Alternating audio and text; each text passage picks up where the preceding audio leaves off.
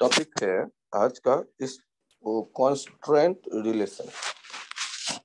दीजिए कॉपी पे, constraint relation.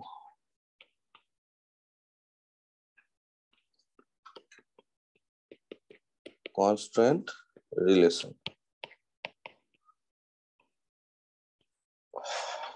इसमें आखिर ये रिलेशन है क्या? इसमें पहला पॉइंट बता रहा हूं, स्ट्रिंग कांस्टेंट। यदि धागे के दो सिरे पर ब्लॉक मौजूद हो ए एंड बी और आपको बी को पुल करें आप, तो बी का वेलोसिटी यदि है वी बी तो ए का वेलोसिटी वी ए, इनमें रिलेशन क्या होगा? यदि कोई इसे पुल करके ले जा रहा हो, किसी मोमेंट पे इनके वेलोसिटी देख रहे हैं वी बी वी ए, तो आपका कॉमन सेंस क्या कहता है कि इनमें क्या रिलेशन होना चाहिए? एक ज्यादा होगा, वी ए ज्यादा होगा या वी बी ज्यादा होगा? तो ध्यान दीजिए, नाम है स्ट्रिंग कांस्टेंट। जब स्ट्रिंग से बंधे हुए हैं तो एक ब्लॉक यदि 1 मीटर आगे बढ़ेगा तो दूसरे को भी 1 मीटर आगे बढ़ना पड़ेगा, वरना धागा टूट जाने वाली। या एक धागा तना है तब ये सिचुएशन, धागे के बदले यदि वहां स्प्रिंग होगा तो बी ब्लॉक 1 मीटर जाएगा तो ए भी 1 मीटर जाएगा। ये गणित फेल कर जाएगा। ये गणित कब वैलिड है? जब धागा इन इलास्टिक हो। यदि इलास्टिक जैसा होगा तो फिर गड़बड़ हो जाएगी। तो आइडियल स्ट्रिंग हम कहते हैं जो इलास्टिक नहीं है, या आइडियल स्ट्रिंग कहते हैं जिनमें गांठ नहीं है। आइडियल स्ट्रिंग कहते हैं जो मासलेस है, एक सिरे से दूसरे सिरे तक उसके टेंशन एक जैसे रहते हैं। फिलहाल आपने यहाँ जो देखा ना रिलेशन, क्या रिलेशन देखा? V A equals to V B. ये है स्ट्रिंग कांस्टेंट, मतलब ये कांस्टेंट है बी और ए के बीच में एक। यदि बी मूव करना चाहेगा तो ए को भी डिस्प्लेस होना ही पड़ेगा। यदि कोई ए को होल्ड कर ले कि नहीं चलने देना है बी को, तो यदि ए को होल्ड कर ले तो फिर बी मूव नहीं करेगा। आप जैसे रिलेशन देख रहे हैं वेलोसिटी का, वैसे ही रिलेशन होगा एक्सेलरेशन का यहाँ, और वैसे ही रिलेशन देखेंगे आप डिस्प्लेसमेंट का भी। तो ये जो सारे हैं ना, ये है स्ट्रिंग। अभी स्ट्रिंग के कारण ये constant, string constant. String constant क्या हो गया कि दो ब्लॉक धागे से बंधे थे, तो आप बी को आगे ले जाओगे तो बिना ए के आगे बढ़े वो आगे बढ़ ही नहीं सकता।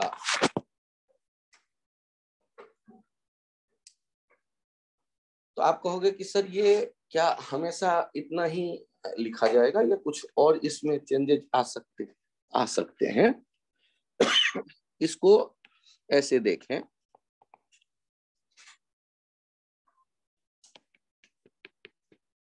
Generally velocity components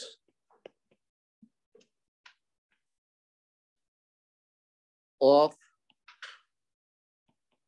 end points of a tight string, velocity component of end points of a tight string।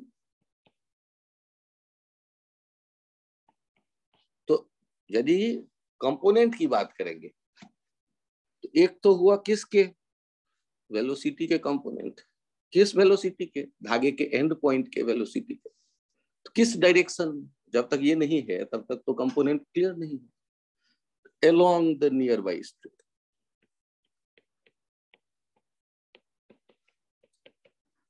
will be same। velocity component of end points of a tight string किस डायरेक्शन में? along the nearby string will be same। आप check करिए, ये लिख लिया क्या? Check करिए कि यदि एक पुली के ऊपर से धागे गुजर रहे होते, ये ए और ये बी, तो आप कहोगे कि ये तो मुझे सर वैसे ही पता है, ये ऊपर जाएगा एस ए तो ये नीचे आएगा एस ए। यदि ये ऊपर जाएगा एस ए और ये नीचे आएगा एस बी, तो हम ये बहुत अच्छी तरह जानते हैं कि एस ए और एस बी बराबर होगा, वरना धागा ही टूट जाएगा, या इलास्टिक है वो। उसी तरह इनके जो वेलोसिटी होते हैं उनमें क्या रिलेशन देखते हैं, magnitude wise V A V B बराबर। एक्सलेशन में क्या रिलेशन देखते हैं आप, एक्सलेशन ए एक्सलेशन बी, इनमें क्या रिलेशन देखते हैं, एक्सलेशन बी बराबर। ये तो मतलब बेकार का काम, ये तो मैं वैसे ही जानता हूं सर। काम की बात इसे देखो, यहां पर ये जा रहा है 12 मीटर पर सेकेंड से, और ये धागा एक बंधा है ब्लॉक ए से, और वो एक पुली के ऊपर से गुजरता है, और दूसरे सिरे पे ब्लॉक बी है। और आपसे कहा गया find velocity of B, find V B. V B नीचे तो आ रहा होगा ना बी, तभी तो ये आगे जाएगा। तो हम लोग क्या करेंगे इस जगह,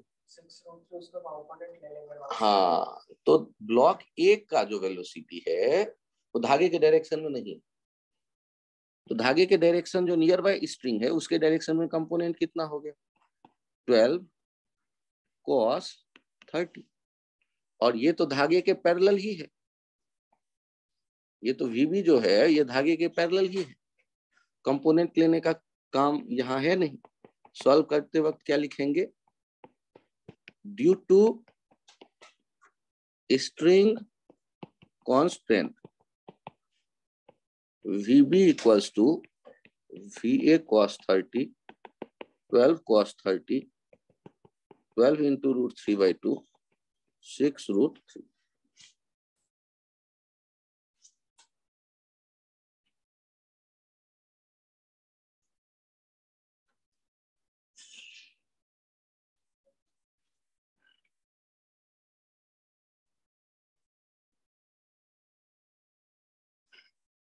किसका कंपोनेंट देखेंगे, तो ब्लॉक के वेलोसिटी का कंपोनेंट किस डायरेक्शन में, तो नियर बाय स्ट्रिंग के डायरेक्शन में। मतलब ब्लॉक जो धागे के एंड पॉइंट है उसका वही स्पीड होगा जो ब्लॉक का है, तो धागे के एंड पॉइंट का जो वेलोसिटी है उसका धागे के डायरेक्शन में नियर बाय स्ट्रिंग के डायरेक्शन में कंपोनेंट, और दोनों एंड पॉइंट का जो ये कंपोनेंट होता है ना उसे इक्वेट कर देंगे। क्यों, क्योंकि धागा ना तो क्रिएट हो रहा है ना डिस्ट्रॉय, तो जितना धागे के अलोंग एक सिरा धागे के डायरेक्शन में जाएगा उतना ही दूसरा धागे से दूर जाएगा। फिर ये जो 12 cos 30 है, ये तो हॉरिजॉन्टल वाली वेलोसिटी है। ये हॉरिजॉन्टल वाली वेलोसिटी हो या वर्टिकल, ये तो मैंने कहीं लिखा ही नहीं, मैंने क्या हॉरिजॉन्टल वर्टिकल कोई बताया अभी तक। लेकिन कॉस्ट में तो कोई वाला कॉम्पोनेंट नहीं है। ये भी आज से अलग एक कंसेप्ट कॉपी पे चित्र बना के सीख लो, ये लिखना था सब अपने, जिसके समझ में ना आ रहा हो कंफ्यूजन हो, concept component of A at angle theta from it is defined as length of A into cos theta। इसमें ना तो कहीं कोई हॉरिजॉन्टल है, ना कोई वर्टिकल है, ना कोई दूसरा एक्सिस है, ध्यान देना, यहाँ कोई दूसरा तीसरा एक्सिस नहीं है। ये कंपोनेंट का डिफिनीशन है, काम खत्म। इसके लिए ना तो मुझे एक्स एक्सिस चाहिए, ना वाई एक्सिस चाहिए, ना जेड एक्सिस, या कोई एक्सिस नहीं चाहिए। कोई वेक्टर है उससे थीटा एंगल पर ये कंपोनेंट होगा, और ये समझ में तब तक नहीं आता जब तक आप 25 गलती कर ना लो। तो अब यहाँ बोल दो, और यदि ये बोल दोगे तो मैं मान लूंगा समझ में आ गया। A B C D alpha beta gamma. अब बताओ component of A along C कितना होगा, तुम बोलो। A along D कितना होगा, A along या B along D कितना होगा, D along सी कितना होगा बोलो तो, शुरू हो जाओ। ए अलोंग सी कितना बोलोगे? ए अलोंग सी माने ए का सी के डायरेक्शन में कितना एंगल है? इसमें ट्रायंगल कहाँ बनेगा? मैं तो बना ही नहीं रहा। क्या लिखोगे? ए का length into cos alpha plus beta. बताओ ए का डी के डायरेक्शन में A cos alpha plus beta plus gamma. इसमें एक्स वाई कहाँ ढूंढ रहे हो तुम? बी का डी के लॉन्ग बताओ। बी का डी के लॉन्ग पूरा बोलो ना। D cos gamma plus beta. चलो सी का बताओ। ए डी का सी के लॉन्ग बोलो। डी का सी कॉम हाँ गामा। अब कॉपी पे नोट कर लो और आगे से मत कंफ्यूज हो।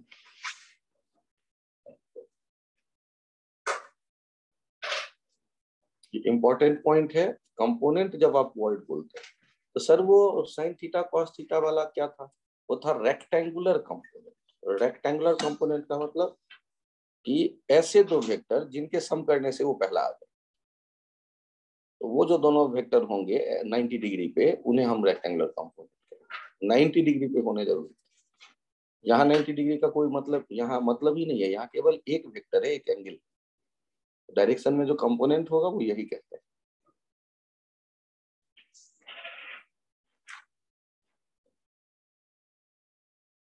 ओके यहाँ इस बात पे गौर करिए कि एक रॉड है। वेदांत तुम बताना। ये रॉड है स्मूथ, इस पे एक रिंग फंसा हुआ है। रिंग से एक धागा बांधा और वो धागा जो है एक पुली के ऊपर से गुजर रहा है। पुली फिक्स्ड है और वो फिर एक ब्लॉक से जुड़ा हुआ है। ब्लॉक नीचे आ रहा है। ये है 18 मीटर पर सेकेंड से नीचे आ रहा। यहाँ 60 डिग्री का एंगल है। रिंग किधर जा रहा होगा? Right side. तो रिंग जा रहा होगा राइट साइड, ये हमें लग रहा है। तो रिंग का वेलोसिटी कितना होगा ये हम ढूंढ रहे हैं। सोचो क्या लिखना है हमें। सर इसमें अगर वो लगाए, क्या लगाए? String constant. कुछ नहीं करो, बाई स्ट्रिंग कांस्टेंट। क्या कहता है स्ट्रिंग कांस्टेंट? पढ़ो क्या कहता है? एंड पॉइंट का कंपोनेंट धागे के डायरेक्शन वाला सेम होगा। तो ये तो धागे के पैरेलल ही है। और ये क्या धागे के पैरेलल है? तो धागे के डायरेक्शन में कंपोनेंट कितना होगा? तो वी रिंग कॉस 60 किसके बराबर हो जाएगा? 18 के। वी के वी ब्लॉक। तो यहाँ से वी रिंग कितना आ गया? वी रिंग आ गया 36 मीटर पर सेकेंड। चेक करो इसमें काहे का वर्क तुम्हें आसान लगता है? उससे आसान ये नहीं है। तो फिर यूज करो उसे भी। धागे के डायरेक्शन में कंपोनेंट बना दो, इक्वेट कर दो, काम खत्म।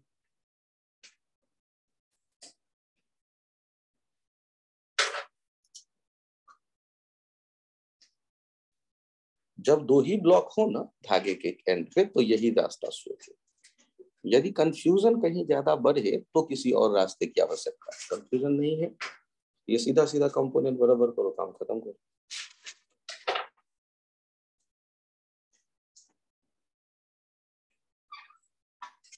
चेंज करूं पेज?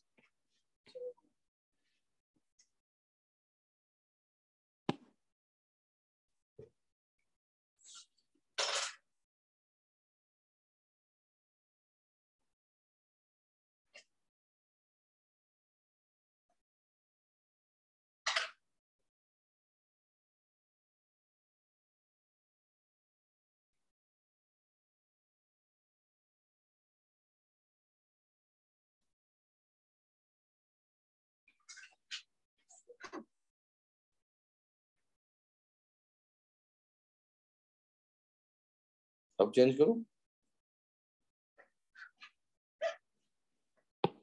मुझे यही आइडिया इसमें बताओ।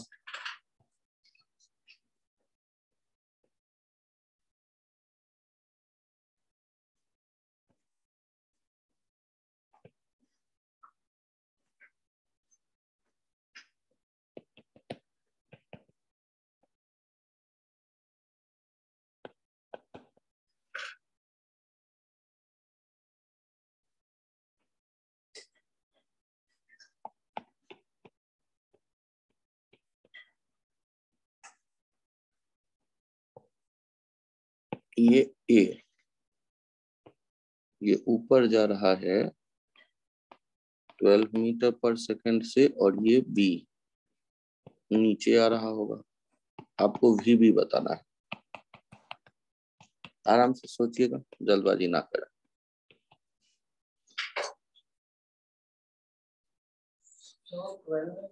हाँ 12 है, 12 मीटर पर सेकंड ये।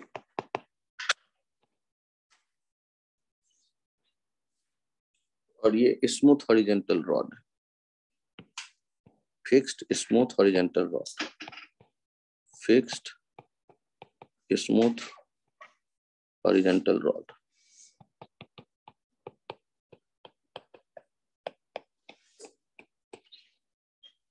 ये ऊपर जा रहा है, हाँ ये ऊपर जा रहा है, बी नीचे आ रहा है।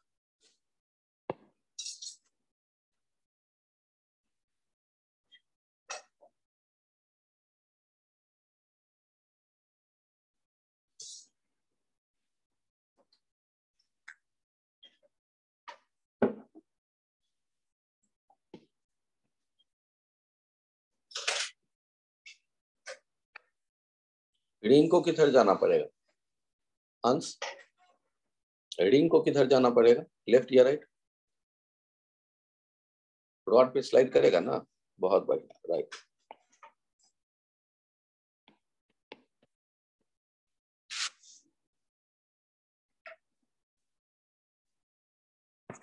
तो सॉल्व करते वक्त क्या आएगा, VA equals to V ring cos 30, और बहुत बढ़िया, VB equals to V ring cos 45। समझ में आ जाए तो खुशी की बात, और नहीं आए तो कोई खास बात नहीं। 12 by VB equals to √3/2 into √2। तो यहां से VB कितना हो गया, VB हो गया 12 √2 बाई √3, 4 × 12 4√6 मीटर पर सेकेंड। एक बार चेक कर लेना कार्तिक, कहाँ गड़बड़ हुई, यही आया था, परफेक्ट। धागे एक बार में एक धागा लिया, यहाँ पर ना बीच में यहाँ गांठ है, गांठ होने के कारण एक धागा अलग देखो,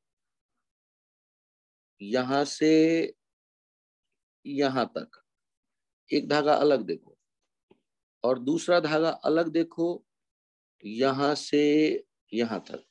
तो पहले धागे के दो सिरों के वेलोसिटी को धागे के लॉन्ग कंपोनेंट के बराबर करो, और दूसरे धागे के दो सिरों के वेलोसिटी को धागे के लॉन्ग कंपोनेंट लेके इक्वेट करो। अब दोनों रिलेशन में वी रिंग मुझे नहीं चाहिए, डिवाइड कर दो, वी रिंग कट गया, तो रिजल्ट आ गया। कोई कंफ्यूजन? अगला पॉइंट है, कहते हैं contact constant. Contact constant along the common normal velocity components of two rigid body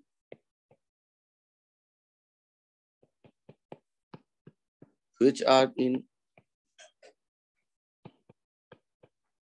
always contact during motion.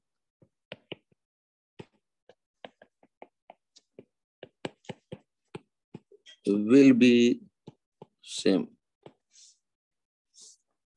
अब इसका क्या मतलब है कि अब आपको कॉमन नॉर्मल वर्ड समझना होगा, किस डायरेक्शन में कॉमन नॉर्मल के डायरेक्शन में। किसका कंपोनेंट? वेलोसिटी का कंपोनेंट। इनके of two rigid body, which are, क्या है उनकी खासियत? Which are always in contact, which are always in contact, which are always in contact. कहाँ, कब? During their motion will be same. दो ब्लॉक यदि कांटेक्ट में है तो सोचो ना, जब यदि ए और बी कांटेक्ट में होता और आप पुश करते, ए यदि जाता 6 मीटर पर सेकंड से तो बी का वेलोसिटी क्या होता? तो भी ए सेम ही तो होता। यदि भी सेम नहीं होता तो ए बी ए में घुस जाता। क्यों? क्योंकि ए और बी में ए का स्पीड ज्यादा होता तो बी के भीतर कांटेक्ट में कंटिन्यूअस रहे, और रिजिड बॉडी है तो रिजिड बॉडी तो डिफॉर्म नहीं होगा, तो नहीं होगा तो दोनों सेम होंगे। तो किस डायरेक्शन में सेम होंगे? जरूरी तो नहीं हमेशा सीधा साधा मूवमेंट क्वेश्चन का दिखे। तो along the common normal. Sir normal क्या होता है? सर्किल में रेडियस टेंजेंट पे 90 डिग्री बनाता है। स्फेरिकल केस में रेडियल डायरेक्शन नॉर्मल कहलाएगा। स्फेरिकल के लिए रेडियल डायरेक्शन नॉर्मल हो, बाकी किसी सरफेस पे 90 डिग्री पे लाइन खींच दो वो नॉर्मल हो। यहां देखिए, ये बॉल है, ये एक ब्लॉक है, और ये भी एक ब्लॉक है, ये भी M, ये भी M, और ये M0।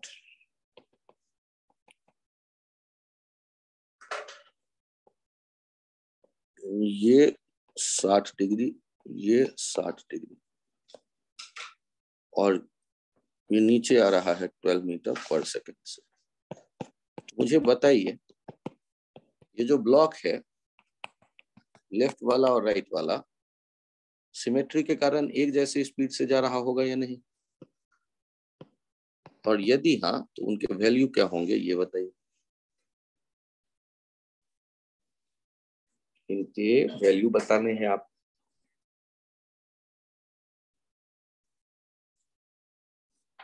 तो यहाँ पे ये जो है बहुत बढ़िया, ये कहलाएगा कॉमन टेंजेंट। तो यदि ये कॉमन टेंजेंट है दोनों सरफेस के लिए, तो ये जो लाइन होगा ये कहलाएगा कॉमन नॉर्मल, कॉमन नॉर्मल। तो 12 का कंपोनेंट इधर कितना आ जाएगा? 12 cos 60, यहाँ पे है 60, यहाँ है 30, तो v का इधर कंपोनेंट क्या आ जाएगा? v cos 30। तो हम क्या लिख सकते हैं? v cos 30 equals to 12 cos 60। तो v हो जाएगा 4√3 मीटर पर सेकेंड। कॉमन नॉर्मल कैसे मिला? पहले कॉमन टेंजेंट देखा, जो ब्लॉक का भी टेंजेंट है, स्फीयर का भी टेंजेंट है। ब्लॉक का टेंजेंट कैसे होगा सर? एक ही पॉइंट पे टच कर रहा है तो टेंजेंट ही तो होगा। और आप जानते भी थे कि स्फीयर में तो रेडियस ही होता है नॉर्मल।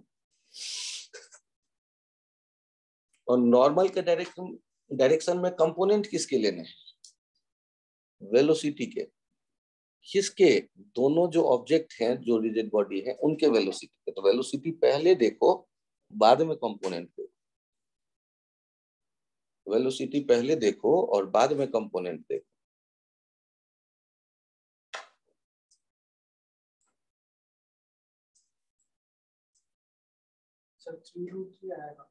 कुछ गड़बड़ हो गया क्या? 2 और 2 तो कट गया। अरे बालक, 2 और 2 तो कट गया, ठीक ना? और 12 को लिखते हैं 4 into 3, और √3 लेफ्ट साइड था तो राइट साइड √3 हो गया, कट गया। 4√3 तो होगा।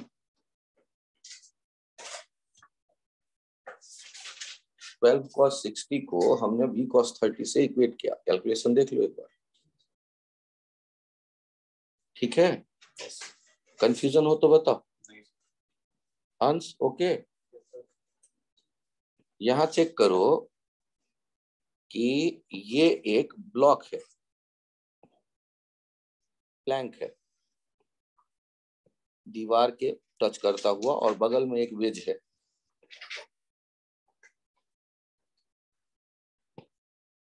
प्लैंक है, वेज है, ये M1, ये M2, ये थीटा। तो मुझे बताओ ये किधर आता होगा प्लैंक? ऊपर तो जा नहीं सकता, अपने वेट के कारण नीचे आए। और ये ब्लॉक किधर जाता होगा? ये तो राइट साइड शिफ्ट होगा तभी वो नीचे आ सकता है, सोच के देखो। और तुमसे ये कहा गया find relation between A1 and A2, find relation between A1 and A2। Solve करते हुए क्या करना चाहिए आप? पहले तो कॉमन सरफेस देखो तो ब्लॉक के, यहाँ आ गया कॉमन सरफेस, कॉमन सरफेस। फिर यहाँ आएगा कॉमन नॉर्मल, कॉमन नॉर्मल, या तो कॉमन सरफेस देखो या कॉमन टेंजेंट। अब यहाँ वेक्टर देखो A1 और वेक्टर देखो A2। थोड़ा और सोचो, ये थीटा है, यहाँ हो गया 90 माइनस थीटा, और यहाँ हो गया थीटा, और पीछे वाले में यहाँ एंगल आ गया फिर से 90 माइनस थीटा। अब कंपोनेंट जो A1 का लिखोगे वो A1 का कॉमन नॉर्मल पे कंपोनेंट कितना? A1 cos theta. A2 का इधर कंपोनेंट कितना? A2 cos 90 माइनस थीटा, जो हो गया A2 sin थीटा। तो क्या लिखोगे? A1 cos थीटा को किसके बराबर लिख दोगे? A1 cos थीटा को बराबर लिख दोगे A2 sin थीटा के। तो ये A1 हो जाएगा, तो यहां से चला आया, A1 हो जाएगा A2 tan थीटा, A1 हो जाएगा A2 tan थीटा। A1 और A2 में ये रिलेशन आ गया। करना क्या था, हमने पहले कॉमन सरफेस ढूंढे, फिर कॉमन नॉर्मल देखा, और उसके डायरेक्शन में एक्सलेशन कंपोनेंट बराबर कर दिया। सर आप कैसे श्योर थे कि प्लैंक ऐसे ही वर्टिकल लाइन पे ही आएगा, टिल्टेड नहीं होगा? क्योंकि एक कांटेक्ट और दिख रहा है उसका, जिसमें एक दीवार है जिसका वेलोसिटी और एक्सलेशन 0 है। तो प्लैंक का भी दीवार और उसके साथ जो कॉमन सरफेस है उसके डायरेक्शन में वेलोसिटी एक जैसा होना चाहिए, मतलब 0 होना चाहिए। तो जो भी एक्सलेशन होगा वो वर्टिकल डायरेक्शन में ही होगा, हॉरिजॉन्टल में तो होगा ही नहीं, क्योंकि दीवार के पास कोई वेलोसिटी या एक्सलेशन नहीं है। कॉन्टेक्ट में यदि हमेशा है तो इसे वर्टिकल ही आना पड़ेगा। यहाँ कार्तिकेय कोई कंफ्यूजन आया बालक? यदि यहां तक आप आ गए तो नेक्स्ट देखिए, ये कॉमन क्वेश्चन कई किताबों में एक साथ आपको दिख जाएगा, यूरोडोप का है। यहाँ एक वही प्लैंक है उसी तरह का, और ये जो प्लैंक है वर्टिकल है और वेज पे टच कर रहा है, और प्लैंक वर्टिकल मोशन केवल कर सकता क्योंकि वो दो दीवारों के बीच फंसा हुआ है, ऐसा क्वेश्चन बता रहा है। आपको अपनी अकल नहीं लगानी, दो दीवारों के बीच फंसा हुआ है प्लैंक। तो प्लैंक के पास मजबूरी क्या है कि वो दीवार फिक्स्ड है। हाँ, वो लाइन जो खींचते हैं वो बताते हैं फिक्स्ड सरफेस में।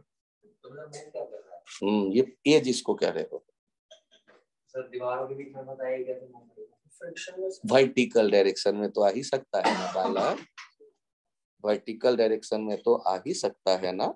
तो वो तुमने अकल लगा ली कि वर्टिकल आ रहा होगा, और वो वर्टिकल तभी आ सकता है जब बी राइट साइड जाए, और आपको इनमें रिलेशन चाहिए। फाइंड रिलेशन किसमें, between acceleration of A and acceleration of B.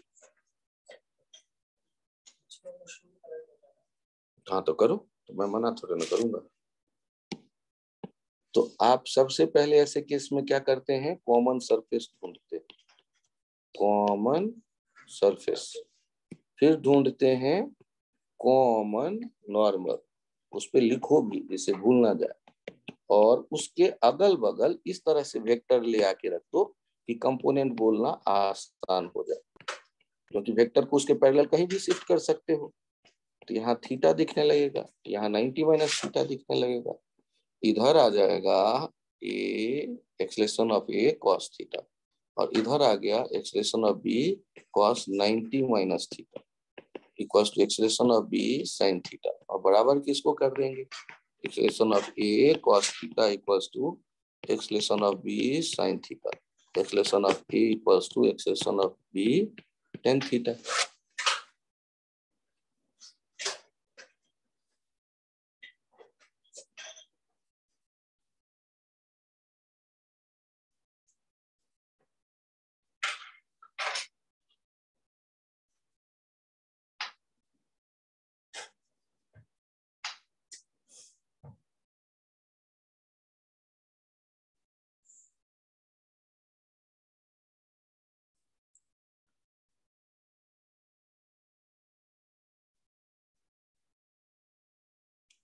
सबसे पहले कॉमन सरफेस ढूंढेंगे, फिर कॉमन नॉर्मल ढूंढेंगे, और फिर वेक्टर को इस तरह से अरेंज करेंगे उसके पैरेलल शिफ्ट करके कि हम उनके कंपोनेंट देख सकें कॉमन नॉर्मल के डायरेक्शन में।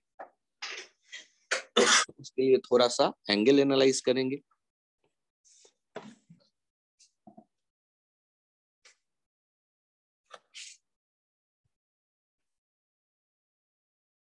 क्या मैं चेंज करूं?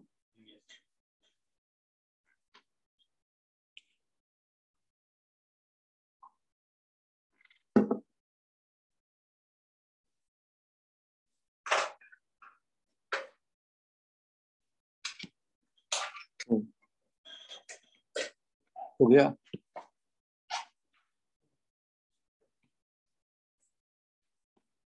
यहां सोचो कि स्फीयर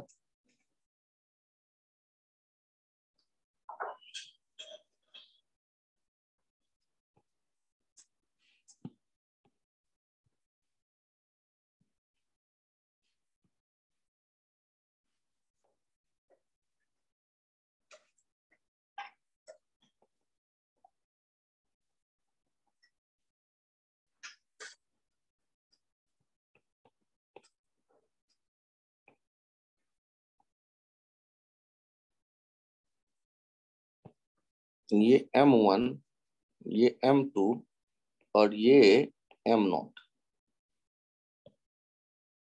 ये इसका वेलोसिटी है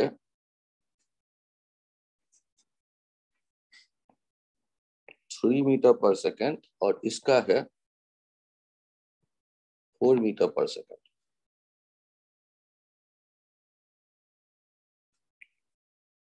आपको बताना है ये एंगल इस मोमेंट पे है 30 डिग्री और ये एंगल है 45 डिग्री। आपको बताना है इस सिचुएशन में वेलोसिटी ऑफ स्फीयर।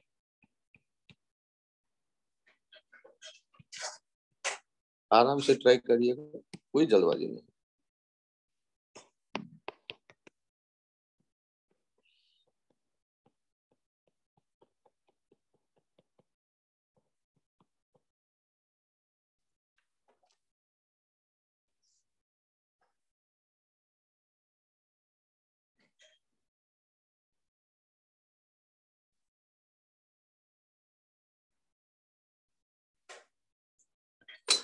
आराम से सोचिए स्फीयर के बारे में क्या लग रहा है, नीचे आ रहा होगा।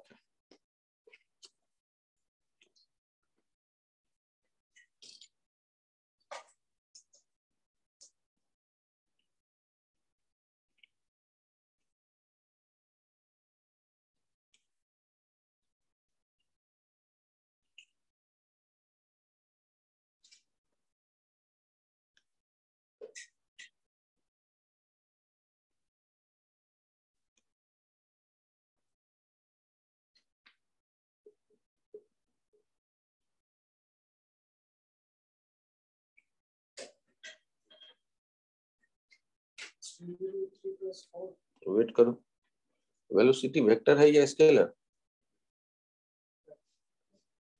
तो आराम से सोचो, फिर ठीक से जवाब दो जो मेरे पसंद है। उसके लिए दिक्कत हो तो वर्टिकल y हॉरिजॉन्टल x मान लो।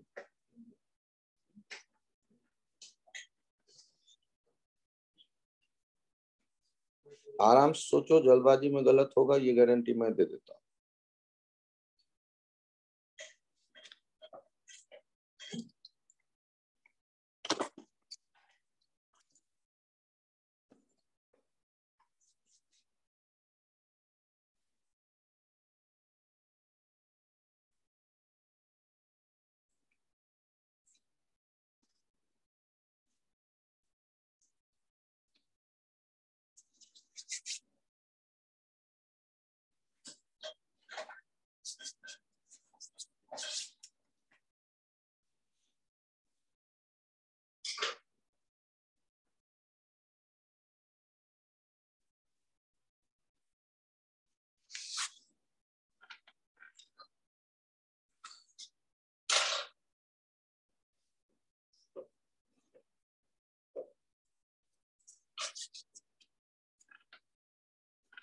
अच्छा मुझे ये बताओ, आपको श्योर है कि इसके जो वेलोसिटी होंगे वो केवल y के डायरेक्शन में होगा और x के डायरेक्शन में नहीं होगा?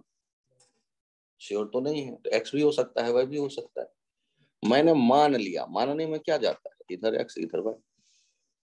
यदि मैं सॉल्व करूं अपने लॉजिक से, vx और vy पॉजिटिव है तब तो यही ठीक, और बाई चांस कोई नेगेटिव आया तो डायरेक्शन बदल लूंगा, सीधा ना।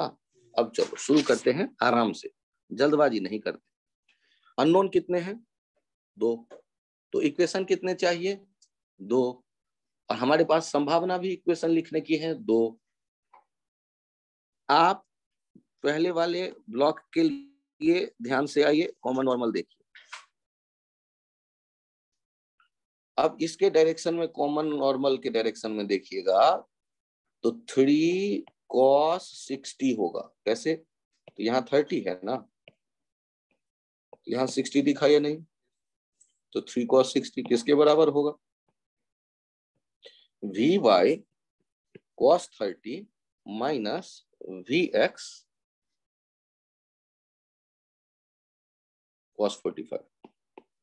सर कैसे दिखता है आपको 45? अरे कोशिश करता हूं यार दिख जाए। एक सेकंड रुक जाओ, एक सेकंड रुक जाओ, यहाँ पे मैं देख रहा हूँ। ये 45 होगा, इसकी संभावना नहीं है। उसकी वो कितना होगा ये ढूंढना पड़ेगा अपन को। यहाँ वाला कितना होगा उसके बारे में कुछ कमेंट करो आप लोग। अरे ना, अच्छा हाँ 60 डिग्री, हाँ क्योंकि टोटल होना चाहिए 180। बहुत बढ़िया। तो Vx के साथ हम लिख रहे हैं cos 60। ये हो गया इक्वेशन 1। अब मुझे बताओ इक्वेशन 2 का क्या करूं? तो फिर से एक नॉर्मल बनाऊं ना, कॉमन। तो ये बना लिया कॉमन नॉर्मल। यहाँ पर 45 है तो यहाँ भी 45 होगा। तो 4 cos 45 ये किसके बराबर कर देंगे? Vy cos 45 plus Vx cos 45। ये इक्वेशन 2। तो आपके पास 2 इक्वेशन आ गए। कौन कौन से 2 इक्वेशन? सामने है आपके। और यदि 2 इक्वेशन ये आपको मिल गए, आप इनको अब सॉल्व कर सकते हैं।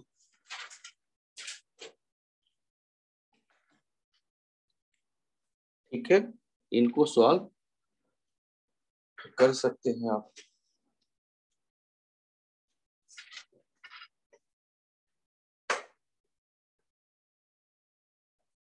हाँ यस, अभी क्लास में हूं मैं, और आज डाउट तुम्हें आके यहाँ नहीं तुम पूछ पाओगे। यदि डाउट हो सिंपल से तो व्हाट्सएप कर दो।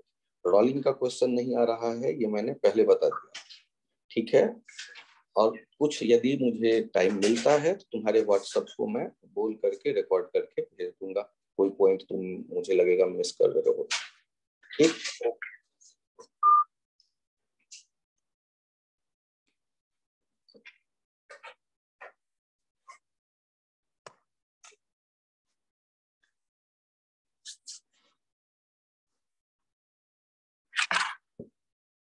नेक्स्ट। अच्छा, वहां वाला मैं लिख देता हूँ फिर से, कैसे हटाते हैं ये तो नहीं पता है मुझे। वो देखो यहाँ 4 cos 45 equals to Vy cos 45 plus Vx cos 45। मतलब इस डायरेक्शन में जो होंगे ना उनको हम लोग क्या कर देंगे, इक्वेट कर देंगे।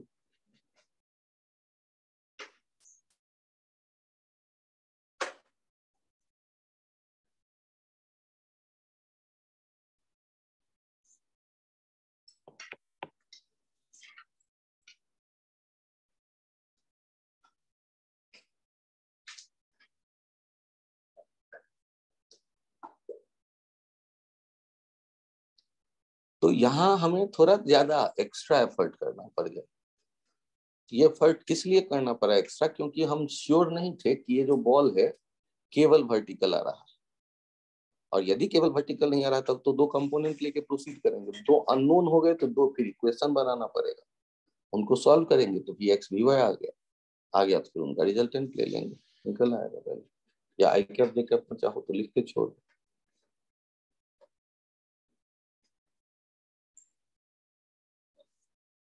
नेक्स्ट एक छोटा सा पॉइंट आता है, तीसरा, बाय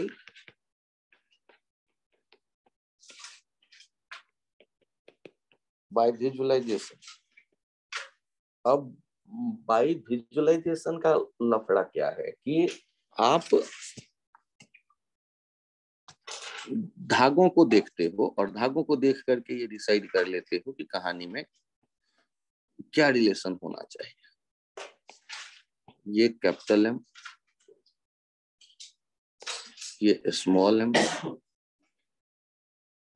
मुझे ये बताइए, कैपिटल एम यदि जा रहा होगा 4 मीटर पर सेकंड से, ये है ए और ये है बी, तो वेलोसिटी ए तो आपको दे दिया और आपसे कहा गया वी बी कितना होगा पता लगाओ। तो बी किधर जा रहा है पहले ये बताओ। तो एक तो नीचे जा रहा होगा और एक हॉरिजॉन्टल भी इसका मूव करना उसकी मजबूरी है, क्योंकि यदि ए आगे जाएगा तो बी को धकेल के ले ही जाएगा। तो ए जितना आगे जाएगा उतना ही बी भी आगे जाएगा, कॉमन नॉर्मल के डायरेक्शन में वेलोसिटी कंपोनेंट से। और यहाँ धागे की लंबाई ये L1 और L2 दे। जब ये ए आगे बढ़ेगा दीवार की तरफ तो L2 कम हो जाएगा, कितना, 4 मीटर 1 सेकंड में। तो वो L2 जो कम होगा वो किससे मिलेगा, L1 को। तो L1 क्या होगा, 4 मीटर बढ़ जाएगा। 4 मीटर बढ़ जाएगा मतलब ये नीचे कितना आएगा, 4 मीटर पर सेकंड से। तो वी भी आपको कितना मिलने वाला है, 4√2 मीटर पर सेकंड। तो यहाँ पर हमने विजुअलाइज करने की कोशिश की, विजुअलाइज करने की ये कोशिश की कि यदि ए आएगा राइट साइड, ए आएगा राइट साइड, तो ए और दीवार के बीच का जो लेंथ है वो कम होगा और पुली और ब्लॉक बी के बीच का जो लेंथ है वो बढ़ेगा। सेम रेट हो गए दोनों के बढ़ने और घटने के, इसीलिए मैंने वर्टिकल डाउनवर्ड देखा, 4 मीटर पर सेकंड से आ रहा, और बी राइट भी जा रहा है 4 मीटर पर सेकंड, तो रिजल्टेंट हो गया 4√2 मीटर पर सेकंड।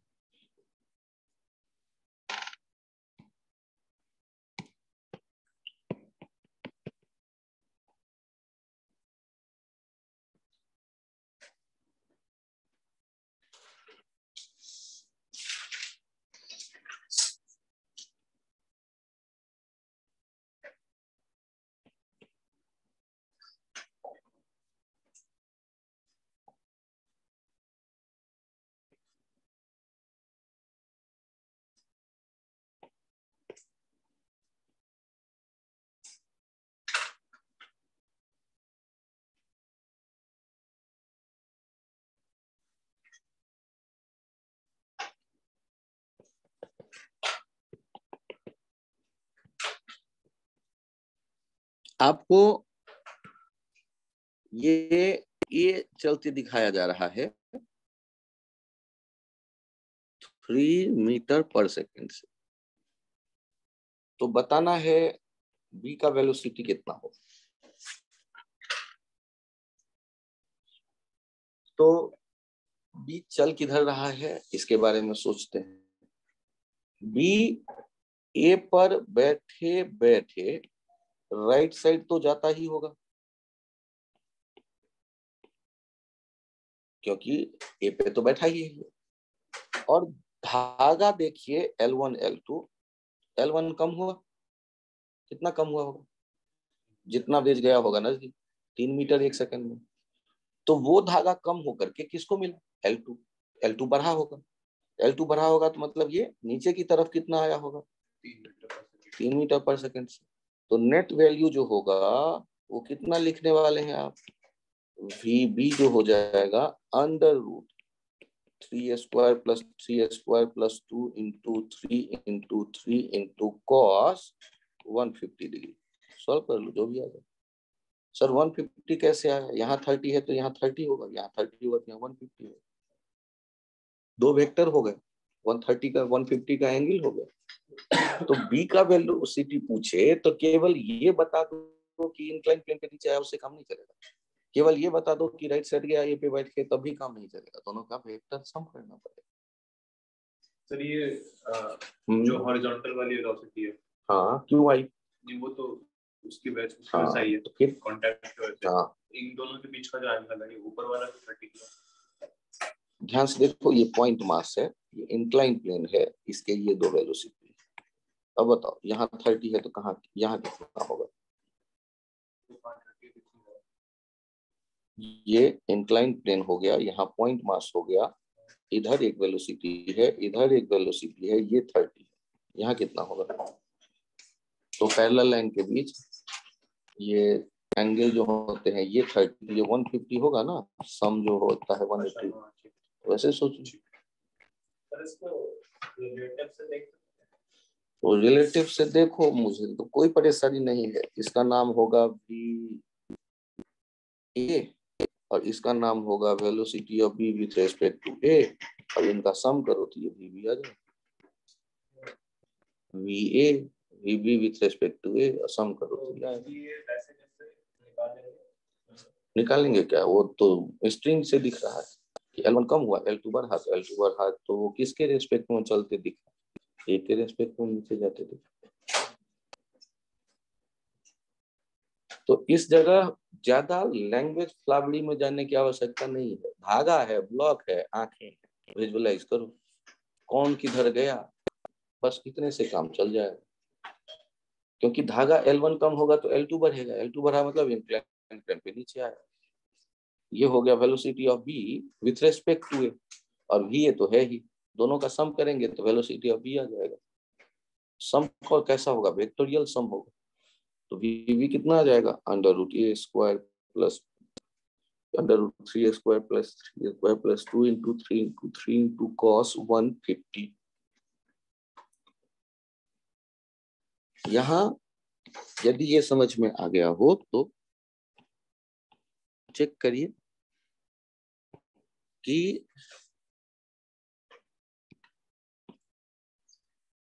ये जो ब्लॉक है, एक सेकेंड, ये जो बड़ा हमने एक ब्लॉक लिया और इसमें धागों का गणित थोड़ा सा टेढ़ा मेढ़ा किया, ऐसे ऐसे और ऐसे। ये यहाँ भी बंधा है, यहाँ दो जगह पुली है, जो पुली दीवारों पे है लगा हुआ।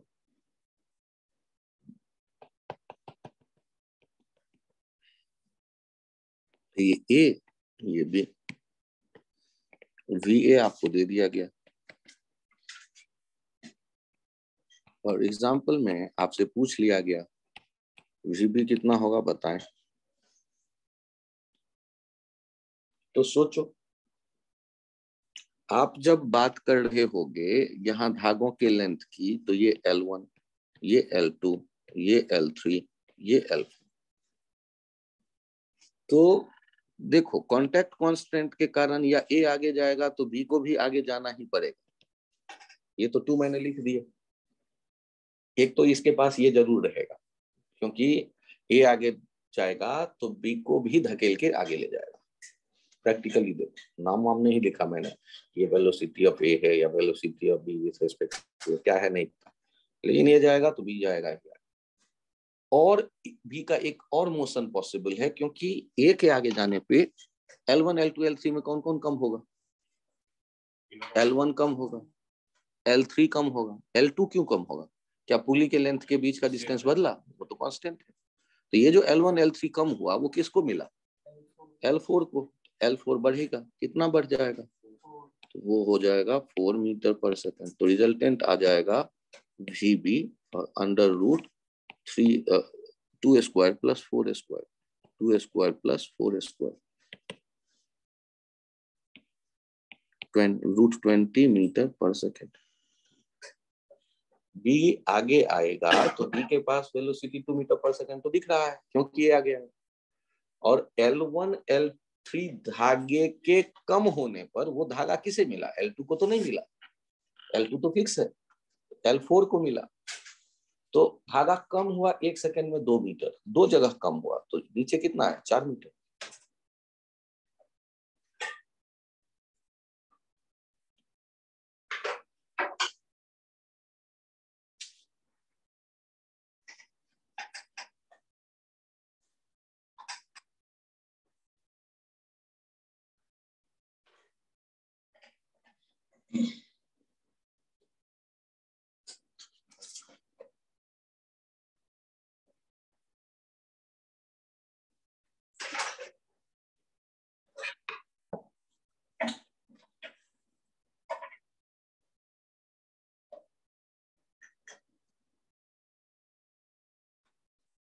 चेंज करूं पेज?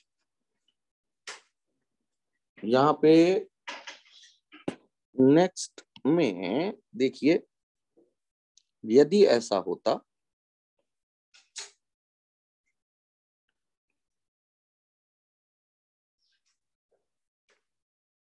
ये बी ये ए,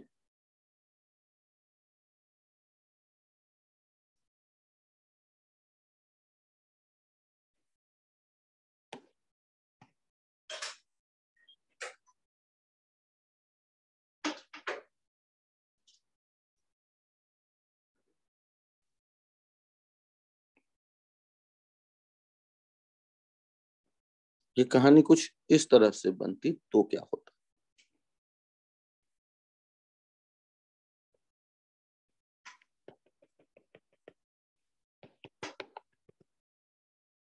ये इस तरफ जा रहा है 8 मीटर पर सेकेंड से, 8 ज्यादा होगा, कैलकुलेशन में टाइम लगेगा, 3 मीटर पर सेकेंड से। अब बी के वेलोसिटी के बारे में हमें सोचना है। तो ए यदि राइट जाएगा, यदि ए राइट जाएगा और वी भी आपको बताने को कहा गया, तो बताइए ए राइट जाएगा तो क्या बी यहीं रहेगा या उसको भी जाना पड़ेगा राइट? उसको भी जाना पड़ेगा राइट। और कितने जगह से धागा कम होगा? 1 जगह, 2 जगह या 3 जगह से? 3 जगह से, तीनों इससे मिलेगा। 3 × 3 9 मीटर पर सेकेंड। तो रिजल्टेंट क्या हो जाएगा? √9 स्क्वायर प्लस 3 स्क्वायर, √90 मीटर पर सेकेंड। यदि कोई कंफ्यूजन हो तो बताएं।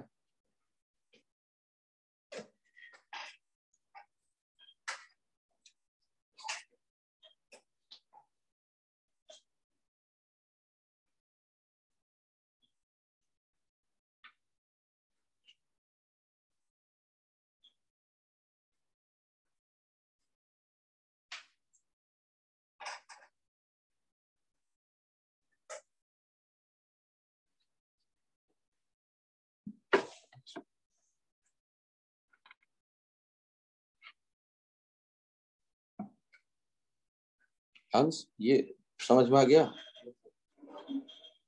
चेंज करूं पेज?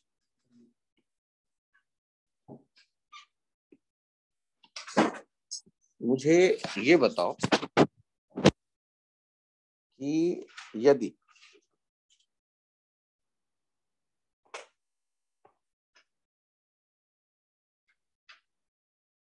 ये M1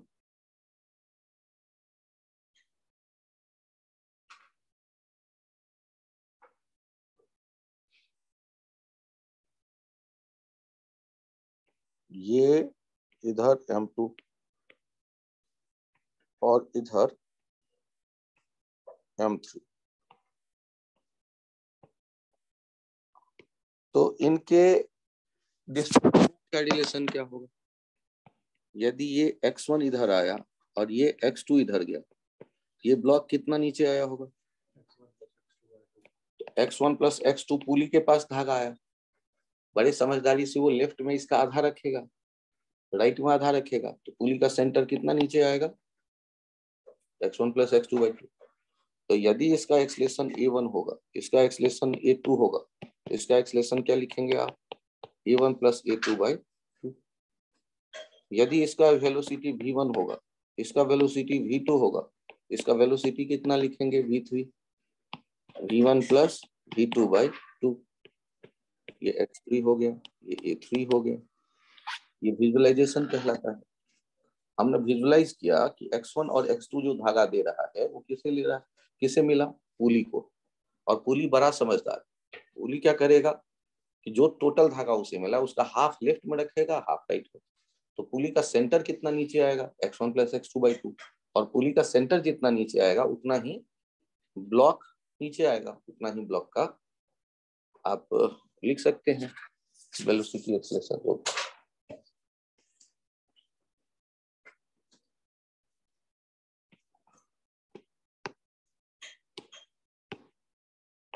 यदि आपने यहां एक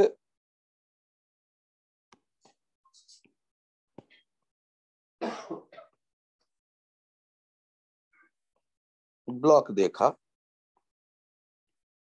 और ये छत से दूसरी तरफ बंधा हुआ है और यहाँ एक पुली है, ये है बी, ये है ए, ये है एक्स ए आगे गया और ये एक्स बी नीचे आया, इनमें रिलेशन क्या होगा? तो ध्यान से देखो, पुली पी को टोटल कितना धागा मिला? एक सिरा तो छत पे है, वो तो देगा नहीं, तो ए आगे आकर पुली को देता है धागा एक्स। पुली क्या करेगा? समझदार है, एक्स ए बाई 2 लेफ्ट रखेगा, एक्स ए बाई 2 राइट रखेगा, क्योंकि यदि पुली नीचे आता है तो उसको दोनों तरफ धागा चाहिए और वो देगा वो ई, आधा लेफ्ट आधा राइट। तो एक्स बी किसके बराबर हो जाएगा? X A by 2। V B किसके बराबर हो जाएगा? V A by 2। Acceleration B किसके बराबर हो जाएगा? Acceleration A by 2।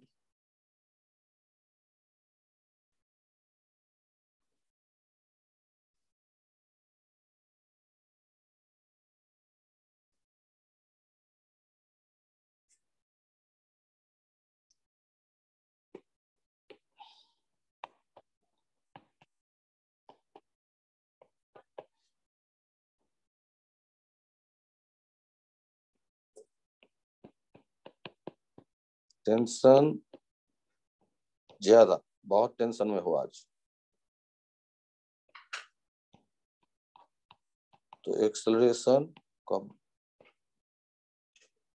यदि इसका एक्सेलरेशन आप कहते हो ए, तो इसका एक्सेलरेशन हो जाएगा ए बाई 2। जहां पर टेंशन ज्यादा है वहां एक्सेलरेशन हो जाएगा कम।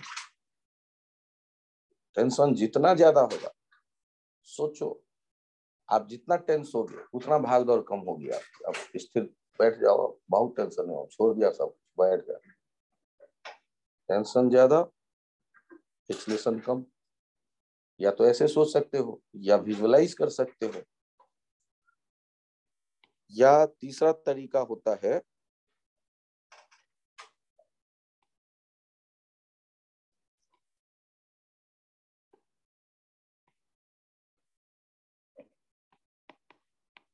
मेथड 3,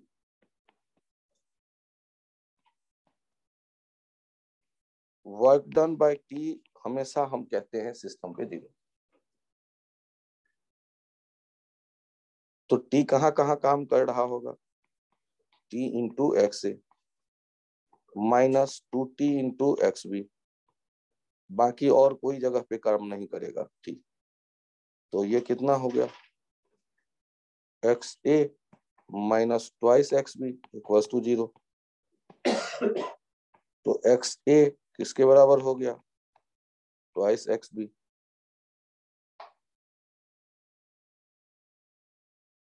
या V A twice V B, या acceleration A twice acceleration B. ये रिलेशन आ गया। सर वर्क डन आपने देखा कैसे? जिधर टेंशन है उधर ही डिस्प्लेसमेंट है, तो पहला वर्क डन हो गया पॉजिटिव, और बी का जो है टेंशन ऊपर और डिस्प्लेसमेंट नीचे, तो दूसरा वर्क डन हो गया निगेटिव 180 डिग्री पे अपोजिट, और बाकी किसी जगह पर देखोगे वर्क डन नहीं है। तो नेट वर्क डन किसके इक्वेट कर दिया? 0 के। इसका एक नाम दिया जाता है virtual work method. Work method, virtual work का मतलब है एक्चुअल जो ना हो। वर्चुअल माने इमेजिन कर लो ये इधर गया ये इधर गया, तो नेटवर्क डन 0 लिख दो तो रिलेशन आ जाएगा। यदि कोई और डायरेक्शन में जाएगा रिलेशन वैसा ही है, डायरेक्शन बदलेगा तो प्लस माइनस करके अपना बदल दो रिलेशन। तो ये वर्चुअल वर्क मेथड भी कई जगह जहां कंफ्यूजन रहे काम करता है, और नहीं तो मेरा ये आइडिया भी काम करेगा, ये किताबों का आइडिया नहीं। टेंशन ज्यादा, जितना ज्यादा एक्सलेशन उतना।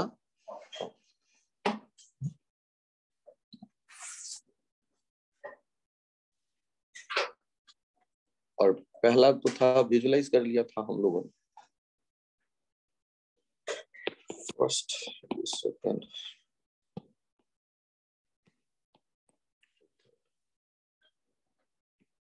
यहाँ इस बात पे गौर करिए, ये बड़ी पुली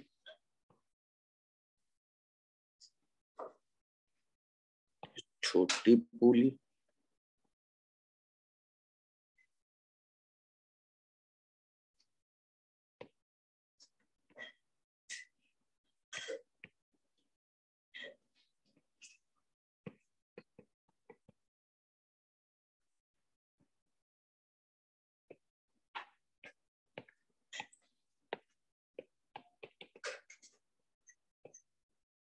ये ए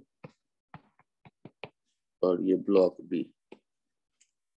यदि आपसे कहा जाता है कि ए नीचे आ रहा है तो बी ऊपर जाता होगा, इनमें क्या रिलेशन होगा? तो ध्यान से देखो, ये टी ये टी ये टी ये टी ये टी ये 3t। तो ये 3t का मतलब हो गया कि यदि ये एक्सलेशन ए, इसका एक्सलेशन a/3, यदि ये v तो इसका एक्सलेशन v/3, यदि ये डिस्प्लेसमेंट x तो इसका एक्सलेशन x/3।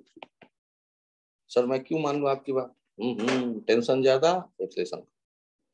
सर मैं तो एकदम नहीं मानूंगा आपकी बात। तो ठीक है भाई, वर्क डन की 0 कर लो। 3t into X B equal minus t into X A equals to 0। तो 3xb equals to X A, X B equals to X A by 3। Differentiate करो दोनों तरफ, V B by equals to V A by 3। फिर differentiate करो, A B equals to acceleration of A by 3। या तो virtual work method हो जाए। Virtual work method क्या कहता है? Network done 0। और नहीं तो ये सोचो टेंशन ज्यादा एक्सलेशन कम, टेंशन ज्यादा वेलोसिटी कम, टेंशन ज्यादा भाग दौड़ कम।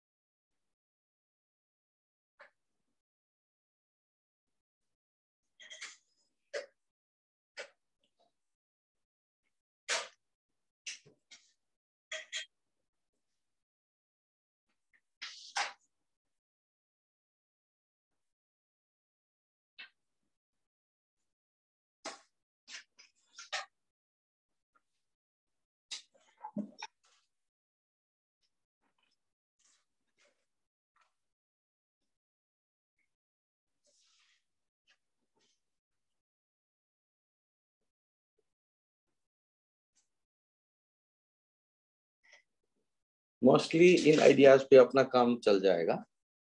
अगले टर्न पे एनएलएम, और उसमें हम लोग एनएलएम के क्वेश्चंस पे ही सीधे पहुंचेंगे उम्मीद करता हूँ। तो एनएलएम में लॉज का सुन लेंगे बेसिक्स, और फिर न्यूमेरिकल्स या कैसे सॉल्व करते हैं उसके बारे में बात करेंगे। अभी के लिए मात्र इतना ही। और आप लोग अपना एक्सरसाइज एचसी वर्मा और बुकलेट का एक्सरसाइज यदि सारा बना ले, काइनेमेटिक्स का, कंफर्टेबल हो जाए। कुछ डाउट पूछना हो तो क्लास में कह दीजिएगा, क्लास में भी बता दूंगा, या बाहर भी पूछना चाहें आप पूछ लीजिएगा, ठीक है। चलिए अभी के लिए इतना ही।